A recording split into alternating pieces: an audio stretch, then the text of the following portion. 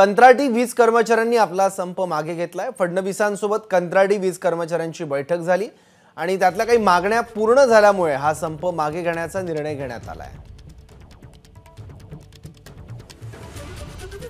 वीज पुरवठ्याचा एक मोठा प्रश्न तयार झाला असता हा संप जर पुढे आणखी काही दिवस चालला असता तर, पण आता काही मागण्या मान्य झाल्यामुळे हा संप मागे घेण्यात आलाय। आज जो निर्णय आणि जी बैठक झाली फार सकारात्मक झाली।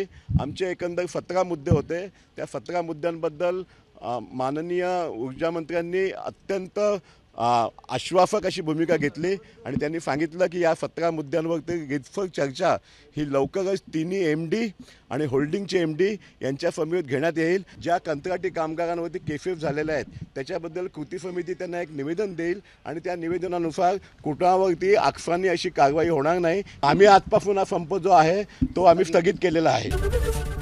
ABP माझा, उघडा डोळे बघा नीट।